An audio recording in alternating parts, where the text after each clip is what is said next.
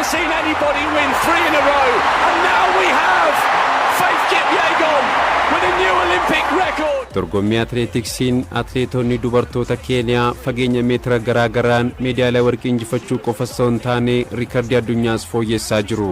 Faith Kipyegon, Beatrice Chebetii fi Ruth Chepngetich riikardii addunyaa kana dura atileetota Itoophiyaan qabamee ture fooyyessaniiru. Amma Chebetii fi Kipyegon waliin fiiganii injifachuun atileetota Itoophiyaa fi kan biroof yaaddoo guddaa ta'eera.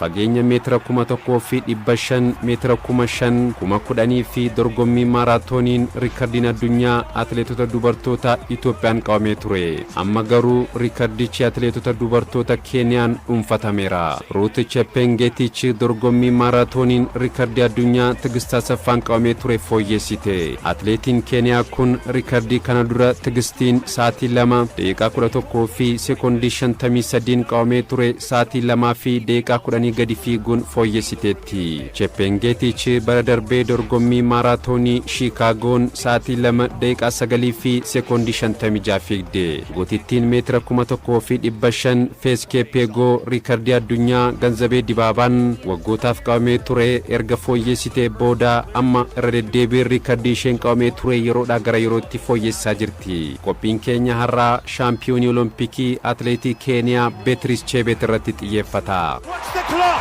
We're looking for the 14-minute barrier to be broken. 9 seconds to go. 8, 7. Surely she's going to get there. It's going to be mighty tight, but she has indeed smashed the world record.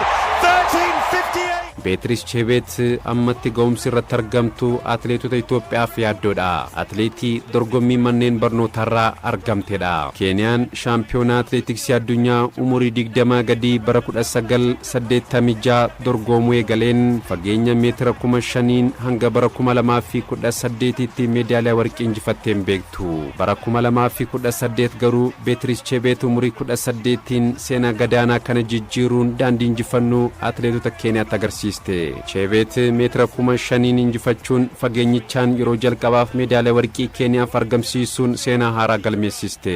Injifannoo kana booda walittaansuun carraa Keeniyaa bakka bu'uu argatteetti. Chebet has destroyed her there with an acceleration just inside the last 200. She comes into the straight now. Watch the clock. We're looking for the 14-minute barrier to be broken. Beatrice Chebet bara 2019 shaampiyoonaa atileetiksii guddattoota Afrikaan fageenya meetira 5,000 meedaaliyaa warqii badhaafamte. Shaampiyoonaa atileetiksii qaxxaamura biyyaan bara 2019 hanga 2024tti meedaaliyaa warqii 5 fi meetii 1 injifatte. Shaampiyoonaa atileetiksii Afrikaa bara 2022 meetira 5,000 sadarkaa tokkoffaan xumurte.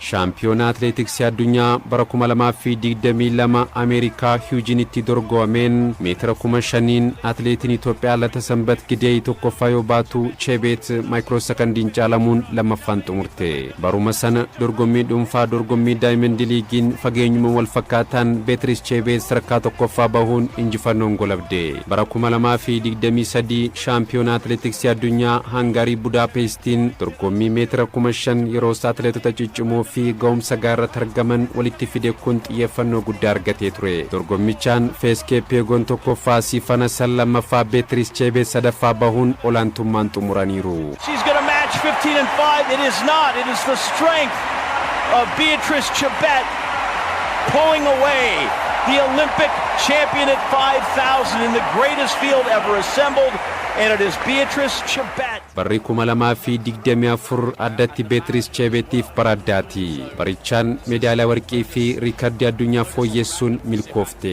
Chebet olompikii Paaris darbeen fageenya lamaan meedaaliyaa warqii lama injifachuun raajii hojjette.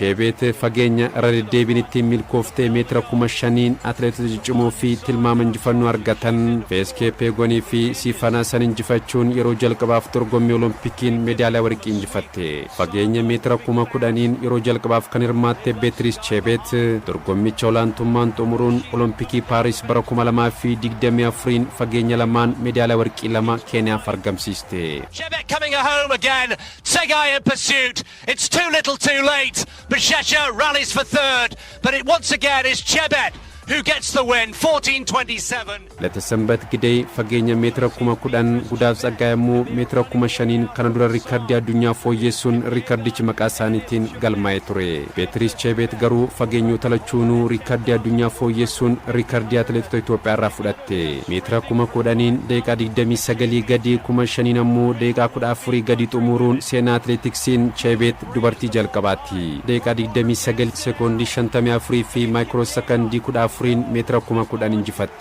ሰንበተ ደርቢያሙ ዶርጎሚ ዳይመንድ ሊጊ መርሳ ሰገለፋ ሂውጂኒቲ ፊ ገሜን ሜትራ ኩማ ሸኒን ደቂቃ ኩዳ ሰዲ ሴኮንዲ ሸንተሚ ሰዴቲ ፊ ማይክሮ ሰከንዲ ዱዋጃን ሪካርዲ አዱኛ ፎየሲቴ It's going to be mighty tight, but she has indeed smashed the world record.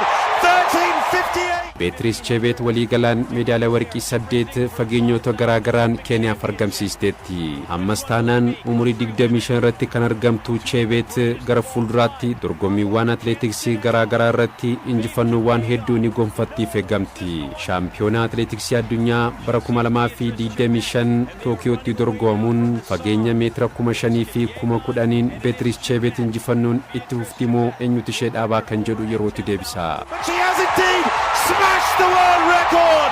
13:58.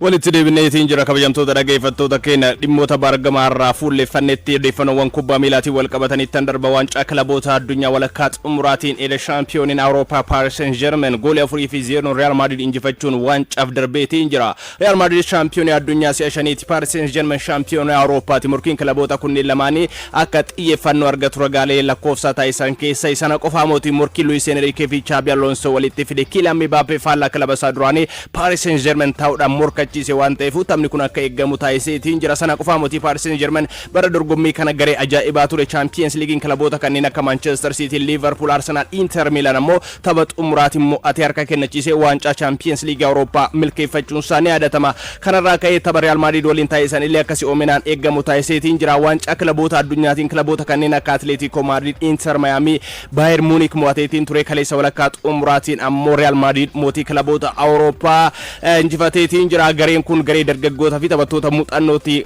qabaniin qindaa'edha jenneetiin kan kaasuu dandeenyudha. Tapha kaleessaa goolii 4-0 dhaan Paris Saint-Germain Real Madrid yoo injifatu olaantummaa taphaa guutumaan guututti irraa fudhateetiin jira jenneetiin kan kaasuu dandeenyudha. Keessattuu tapha boqonnaa duraatiin warri Real Madrid dirree keessa turamu akkam kan jedhullee wal nama gaafachiisa. Paris Saint-Germain taphichi eegalee daqiiqaawwan jalqabaa 9 keessatti gooliiwwan 2 galchee taphicha goolii 2-0 dhaan kan isaan dursaatiin turanii gooliiwwan galan kanneen lamaaniif garuu dogoggorri Antonio Rudiger fi akkasuma ammoo Raul Asensio guddaa ture. Tapha kanaan Trent Alexander-Arnold daqiiqaawwan xumuraati irratti miidhamni dugdaa isa mudatee shaakala irratti jechuudha. Taphichaan ala ta'ee qaawwa uumeetiin jira. Sanaan dura Daan Huijsen tapha Borussia Dortmund irratti kaardii diimaa waan argatee fi taphataa asirra jidduu garee kana madaalaatiin turedha. Taphichaan hin hiriirree kunneen hundi dabalamanii walitti dogoggora akka uumuuf taasiseetiin jira. Qarqarri warra Los Blancos Real Madrid jechuudha. Yaa ta'uti garuu ciminni warra Paris Saint-Germain kan irratti mul'atee ofitti amanamummaan taphattoota Real Madrid baay'ee gadi bu'aa ta'uusaa argineetiin jira. Tapha kaleessaatiin gooliiwwan Fabian Ruiz fi Osman Dembele galchaniin goolii 2-0 dhaan dursaatiin kan turan dogoggora Rudiger fi akkasuma Asensioon hojjeteen Paris Saint-Germain boodarra immoo goolii Fabian Ruiz dabaleen daqiiqaa 21 irratti goolii 3-0 dhaan dursaa boqonnaadhaan bahanii warri Los Blancos goolii 3-0 dhaan durfamaati kan turan hanga daqiiqaa 21tti boqonnaadhaan durallee goolii 3-0 dhaan dursaa boqonnaadhaan bahee Paris Saint-Germain tapha boqonnaa deebitiin ammoo goolii Goncalo Ramos galcheen taphicha Paris Saint-Germain shaampiyooniin Awurooppaa Real Madridin goolii 4-0 dhaan mo'atee dorgommicha keessaa baasanii waancaa kilaboota addunyaatiin Paris Saint-Germain yeroo jalqabaatiif xumuraaf qaqqabeetiin jira.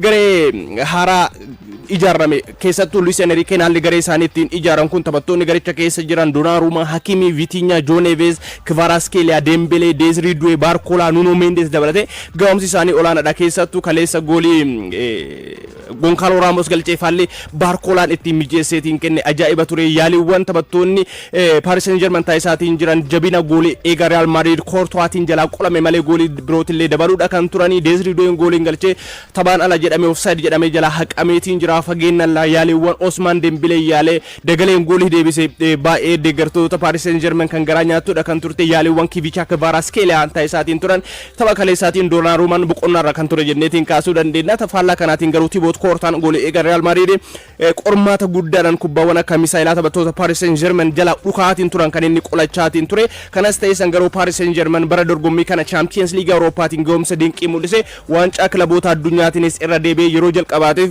waancaa kilaboota addunyaa milkeeffachuudhaaf daqiiqaa 90 qofa kanaaf jenneetiin kaasuu dandeenya Henry Kane taphichaan booda yaada kennaniin seenaa haaraa katabuu barbaanne jedhaniitiin jiru Ashraf Hakimiin taphataa sarara qarqaraa ittisaa Paris Saint-Germain injifannoon kun akka isaaniif maluudha kan hime Xabi Alonsoon Paris Saint-Germain nu caala yeroo argataniitiin jiru of qindeessuudhaaf aga gareetti utubamuudhaaf jedhanii kan kaasanii nuti garuu garee jalqabbiirra jiruudha jechuudhaan waa'ee isaaniitillee kaasaniitiin jiru Xabi Alonsoon Thibaut Courtois ammoo deeggartoota warra Los Blancosiin injifatamuu tapha kaleessaatiin booda dhiifama gaafateetiin tapha kaleessaatiin Luka Modric tapha xumuraasaa Real Madridiif taphatee kilabicha wajjin gargar ba'uun ifattiin ifoomeetiin jira taphoota 600 ol kilabichaaf taphatee waancawwan 28 Luka Modric Los Blancos wajjin milkeeffateetiin jira Paris Saint-Germain injifannoon inni waancaa kilaboota addunyaatiin bara dorgommii kana galmeessaatiin jiru waancaa Champions League Awurooppaatiin haalatti milkaa'e afoosaa gaafa dilbataa waancaa kilaboota addunyaatiin cuquliisota Chelseadha kan jiranii tapha kanaanoo Chelsea bira darbanii waancaa ligichaa yookaan immoo waancaa kilaboota addunyaa kana milkeeffachuu danda'u akkam kan jedhu eegama deeggartoonni Chelsea dhaadachaati kan jiran hanga fe'ee yoo ta'e nu biraan darbu jechaati kan jiran tariitii garuu dubbiin laayyoon fakkaatu Luis Enrique gareen isaan ijaaran garee kamiifuu dhaabbatuun fakkaatu haalli isaan ittiin kilaboota ciccimoo goolii bal'aadhaan injifachaatiin jiran Chelsea hangas mara ulfaata jedhaniitiin kaasuun hin danda'amu haa ta'uti garuu kubbaa miilaatti daqiiqaa 90 kan deebii argachiisu gaafa dilbataati kilaboonni kunneen lamaan waancaa kilaboota addunyaatti kan waliin taphatanii waancaa kilaboota addunyaa tokkoyyuu godaan baasaa keessaan qabu Paris Saint-Germain milkii jalqabaa isaaniif ta'a Chelsea ammoo waancaa kilaboota addunyaa lammaffaa ta'uudhaan ni galmaa fi sana qofaa mooti warri Los Blancos warri Paris Saint-Germain bara dorgommii kana waancaa biyya keessaa 3 injifataniitiin jiru waancaa Champions League Awurooppaa tokko 4 jechuudha walitti waancaa 5ffaadhaaf bara dorgommii kanatti morkachaatiin jiranii fi garee cimaa Awurooppaa ta'uu isaaniitillee kan itti mirkaneessanidha tapha xumuraa waancaa kilaboota addunyaa Paris Saint-Germain fi Chelsea walitti fidu kana pirezidaantiin USA Donald Trumpin direetti argamanii akka daawwatanis beeksaniitiin jiru Arsenal noonni Madueke Chelsea irraa mallatteessifachuudhaaf gaaffii dhiyeesseetiin jira kareessa Arsenal fi noonni Madueke dursanii waliigaltee irra ga'aniiti kan turanii Madueke waliigaltee waggaa 5tiin Arsenalif mallatteessuuf kan inni tole jedhee Arsenal kaleessa Chelsea wajjin dhimmicha irratti haasaa eegalee mallaqa jalqabaatillee Chelsea dhiyeesseetiin jira paawundii miliyoona 50 Arsenal kan dhiyeesse paawundii miliyoona 50 kun garuu guutumaan guutuutti kaashii moti dhawaatan kan dabalamuudha ga'umsi isaa ilaalameetiin jechuudha kanarraa ka'eetiin garuu Chelsea ammatti paawundii miliyoona 50 barbaada guutuusaa kaashii jedheetiin jira yaa ta'uti garuu Arsenal dhawaatan mallaqicha dabaluudhaaf gaaffii kana kan dhiyeesse hanga ammaatti waliigaltee irra hin geenne garuu jijjiiran taphataa kana milkaa'uu akka danda'u wantoonni akeekan jiru lammiin England ganna 23 noonni Madueke Chelsea bara 2023 ture euro miliyoona 33 PSV Eindhoven irraa kan isaan mallatteessifatanii taphoota 99nis 92nis goliiwwan 20 kilabichaaf galcheetiin jira taphataan kun tariitii Arsenal maaliif taphataa kana irratti fuulleeffate jedhanii deeggartoonni Arsenal akka qeeqatti kaasaate kan jiranii inumaayyuu Eberechi Eze irratti osoo fuulleeffataa jechuudhaan kan isaan kaasaatiin jiranii sana qofaa motii Victor Goyegresh Sporting Ingiliz bara irraa mallatteessifachuudhaaf haasofni isaan eegalan hin milkoofne kanas ta'e san garuu Arsenal qophii gannaa bara dorgommii 2025-26 kaleessa ifattiin eegaleetiin jira Tottenham Mohamed Quddusii fi Yooni Wiisa mallatteessifachuuf